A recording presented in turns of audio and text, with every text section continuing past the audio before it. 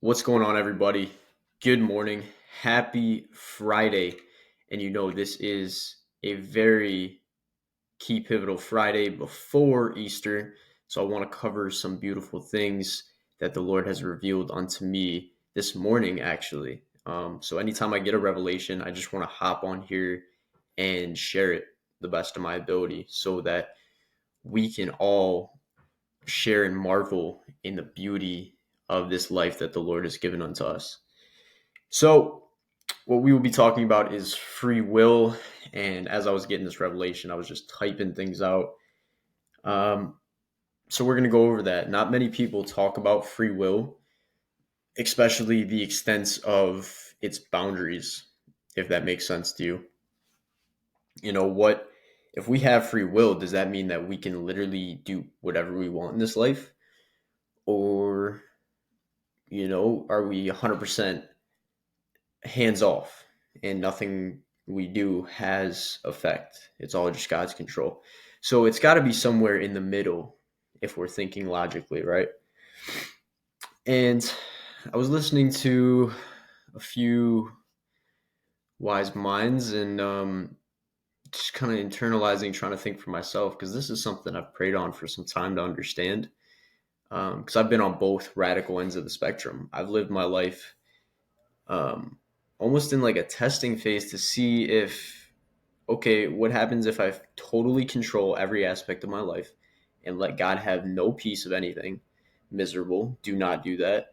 And then I've also been on the other end of the spectrum where I'm literally not doing anything and just hoping that God's going to work in my life.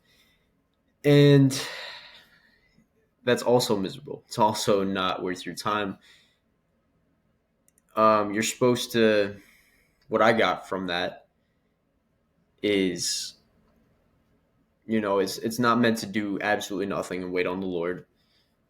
Um, so that aspect of just waiting to die and go to heaven completely ruled off the table. We are supposed to do something while we're here right now.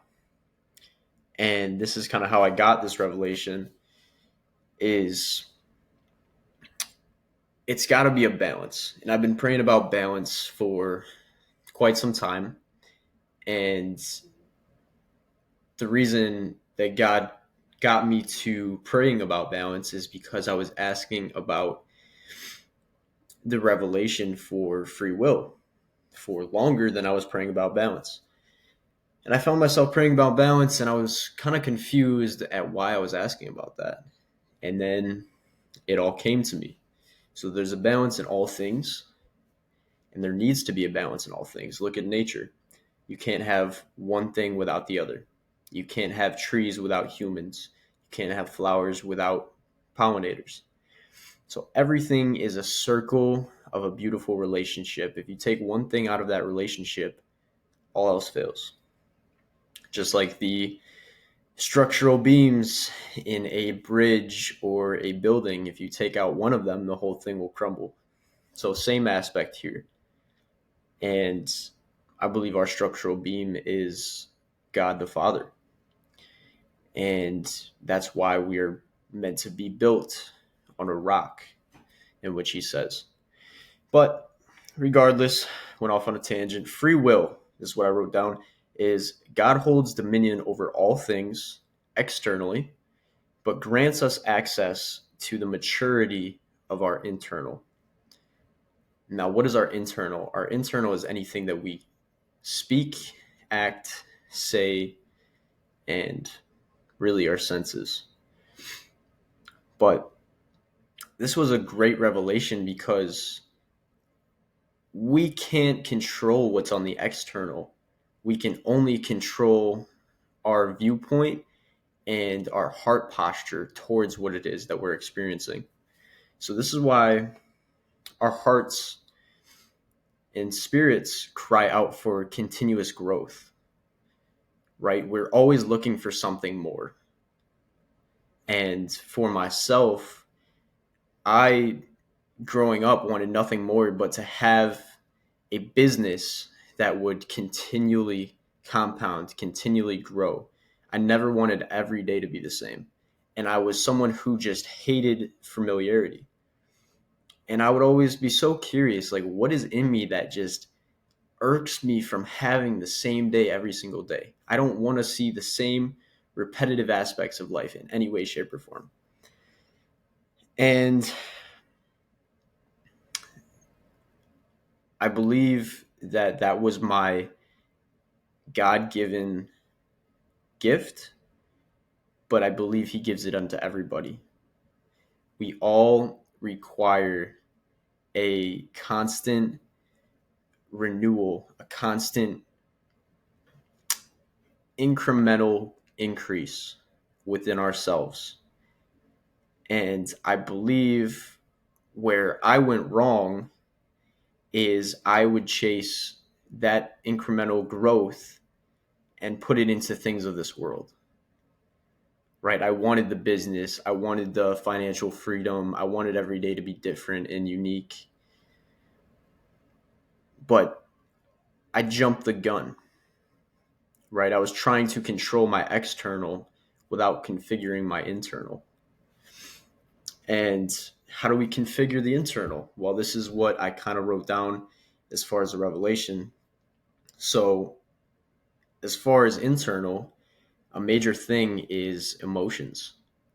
Emotions dictate how we experience situations, how we respond, how we react, and how we energetically connect, because we are all energy, and you either give positive frequencies out or you give negative frequencies out. So, in order to be successful, we must know how to properly give the right energy at all times. And I believe that right energy is a specific heart posture, that being walking in the Spirit every single day. So, emotions, first thing we need to know about emotions. Emotions are energy in motion. Like we just talked about, giving the right energy out unto things, they will respond back to you. Do unto others what you want to be done to you. The golden rule. So, if we learn to first not focus on the things of the world, but focus on our internal workings of what God gave us dominion over, then we can properly understand how to give unto the world, give to the external, and have the external give back unto us. It's an equal give and take. And you have to do it out of the right heart posture. You can't give and expect something in return. You must give with the right heart posture of love in order to see growth and to ensure a better world. So, a lot of people want to, I know because I did this myself, and I feel like going down the spiritual path, we want to beat scripture into our head and just continually boom, boom, boom until, it somehow sticks, and then we always think that way. And that's not the case. It's not a constant manifestation or constant affirmations, although these work to some extent, I will say. But being in the Spirit, walking in the Spirit, you know these things at all times. You don't have to recite a verse in your head. You don't have to say an affirmation out loud. These things are something that you immediately happen. They arise, they bubble up to the surface every time something situational happens. You immediately remind yourself. So if you're going through a certain situation and worry comes up for any specific reason, you're not going to immediately go onto worry. You're going to understand that your emotions are energy, and you're going to connect with yourself and be like, okay, why am I feeling this worry? Where is it coming from, and what is it looking to teach me? And what I just described, this contemplation of your energy in motion, your emotions, is emotional intelligence. Now, emotional intelligence is the learning of how to be in the Spirit at all times. when we process and feel our emotions out, when they come up to the surface, this emotional intelligence is learning to be your spiritual self at all times. And when we are our spiritual self at all times, then the external begins to be at balance with our internal. And once we get to that point of balancing our internal with our external, because right now, as a society, we're like this. There's the external, it's the internal. And we're not believing, we're not measuring up to our external world. And, well, the key is that internal intelligence, to say the least. And I'm not sure what this world will look like when we do balance out with our external, with God, and we meet Him halfway. But that's free will. That is our free will that we've been given so that we can do our diligence and learn about who it is that God created us to be and why. And I believe that this is our passion. This is our goal and purpose in this life. So, emotional intelligence is the feeling within your body, within your spirit. And this, well, you have the ability to shift your emotions for good. And this is a internal belief of who you are and not allowing thoughts of the devil to reign in our lives. And his goal with emotions is to have them bubble up at a point in time where you will begin to believe that you are not who God says you are. So when you read scriptures or you ponder your own emotional intelligence and you grow in your spirit, then you will know who you are to the point of this emotion bubbles up, and then we figure out why it's there, and then it goes away immediately. So that is the emotional intelligence, is getting to that point. I'm not at that point, but I'm sharing that so that we can work on this together. So how do we work on this together? You got to ask questions of your energy and motion. So when energy arises within you and it's random, it's spontaneous, but instead of reacting to it, we think about it. So we ask questions such as, what are you? Why are you here? What are you here to teach me? And by figuring these questions out and asking these questions to it, it kind of disarms itself. And when you disarm it, it is a feeling of bliss. And by disarming these things, you also, in the process, get to know yourself. You get to know situational awareness. Okay, this came up because I was jealous of this aspect, or this was a childhood trauma I endured and it still continues to haunt me to this day. But now, since I asked the questions and figured out why it came up, I'm more likely the next time to disarm it immediately, so I don't make a fool of myself in public or say something I don't need to, but we respond. So we think about it, we ask the questions, and then rather than reacting based off of the energy that it's trying to evoke in us, we disarm it, and out of a proper heart posture of love, we internalize, we think about it, and then we respond. So remember that. Don't react, but respond. And responding takes a pause of time, a slower reaction, and a slower response. And over time, I believe that we will get to a maturity level that when these emotions they arise, we know ourselves well enough that they won't have any effect. We will always respond out of a heart posture of maturity. So other questions you can ask at this point is, why does this emotion affect me? This helps you figure out why it came up, what situations evoked it, and what makes me joyful, and how can I enhance that.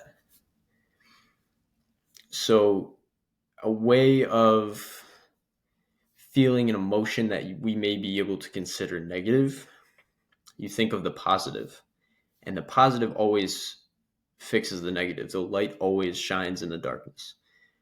So instead of only asking those questions, you see the positive in why this emotion was evoked, and you turn it into an optimistic ideal. So the goal here, if you have not already noticed, with free will is self-mastery, the understanding of who God called you to be and actively working to glorify Him through your actions and your spiritual nature. And glorifying Him is being in your spiritual self at all times, knowing what He says of you, that you are above and not below, the head and not the tail. You are the ruler of evil if you believe it and know yourself well enough. And you give glory unto Him by walking in this every day, and other people see how great, how peaceful of a life you live, and they see how much light you share just walking into places, not even having to interact or say anything, that they want that for themselves too. So you're not pushing any narrative onto people. You are just naturally being your spiritual self and walking in that. And that alone glorifies God. To recap, not to talk about anything negative, we must take ownership for our emotions. And I know in my past, I was very quick to think in a certain situation, okay, this emotion came up. I'm feeling like I'm emotionally intelligent, but I bring it unto God rather than figuring it out and handling it myself. And my emotions are not God's problem, because emotions don't necessarily have truth to them. It's just how we feel based off of most of the 90% of the time. It's experiences that were negative in the past that are convincing us that we are not who we are supposed to be. So emotions can be negative. They could also be positive, but the negative ones we want to focus on and change those into optimism. So don't push them onto God. I think we should obviously ask God any questions, but ask Him the questions to overcome those emotions. So if you're seeing a repetition in an emotion and you're stuck on it and you're trying emotional intelligence, but you're not able to overcome it and change it to a optimistic point of view rather than a negative or pessimistic, then at that point I would take it to God and say, okay, God, I'm not sure how to remove this from me. I feel like I've tried and I'm stuck. Show me where I can improve so that we can fully, get past this and get to emotional intelligence and maturity. So ask God more questions. If you have any questions, take this even unto God too. If this helps you, don't just listen to people on the internet. Take it to God. If you hear anything online, verify it with the one who actually created these things, these people that are just saying whatever. But do everything out of the right heart posture. If you do everything out of the right heart posture, then I believe we'll meet God halfway at that point. So if we as a collective decide to live in the Spirit every single day and live in the right heart posture, then I believe we will elevate to God's, where He has come down unto us, and we will live in that same plane with Him. Now, it says in the Bible, it is not apparent what we will become, but I'm dang excited to figure it out. So we must take control of the things that our free will allows us to take control of. So that being our prayer life, our mind, and our emotions. So God did not give us hearts, minds, and spirits to not understand how to use them. Let me say it again. God did not give us hearts, minds, and spirits to not understand how to use them. Free will is learning how to use them in an abundant way that allows us to be ourselves, that allows us to be the righteousness of God.